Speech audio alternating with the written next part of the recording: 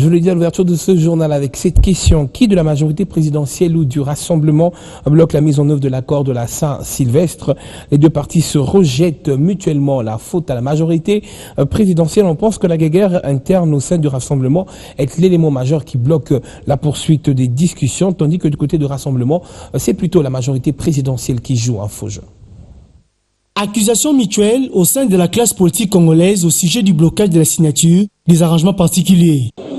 Qui de la majorité présidentielle et du Rassemblement bloque la mise en œuvre de l'accord de la Saint-Sylvestre? Pour Peter Kazadi, conseiller juridique de feu Etienne Tshisekedi, c'est le pouvoir en place qui en est le principal auteur. Le Rassemblement ne connaît aucun problème de blocage. Au Rassemblement, nous sommes dans la sérénité, nous sommes dans l'unité la plus totale. Par contre, c'est la majorité qui nous pose des conditions tendant à modifier les termes même de l'accord du 31 décembre 2016. Absolument.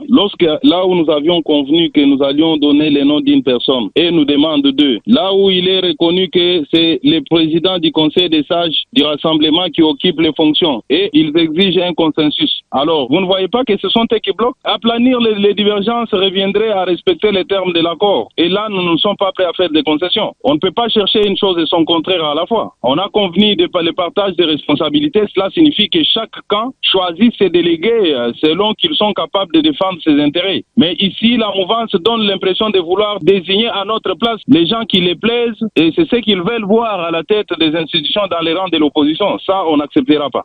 Allégation réfutée par Serge Kadima, un des communicateurs de la plateforme du pouvoir, qui estime pour sa part que la situation qui prévaut au sein du Rassemblement pose un sérieux problème.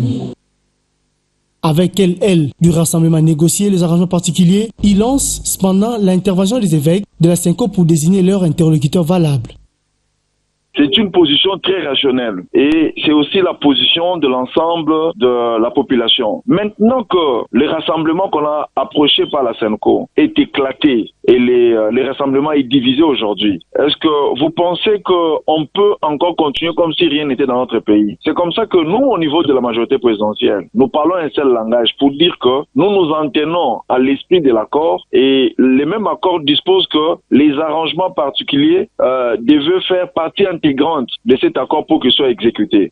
Alors, pour continuer avec les arrangements particuliers, nous devons quand même avoir nos interlocuteurs en bloc. Mais aujourd'hui, ils sont dispersés. Il y a 3 rassemblements. Lesquels allons-nous traiter avec? C'est à eux de s'organiser, d'éviter de faire des déclarations qui énervent la Constitution, qui énervent l'ensemble de la population et qui énervent également le loi de la partie. Toute personne qui s'hasarderait de vouloir créer un désordre dans ces pays, en tout cas, ils vont rencontrer la force de la loi. Une situation de crise qui ne fait que rallonger l'agenda de la rencontre du Centre Inter de César, débutée depuis plus de 3 mois.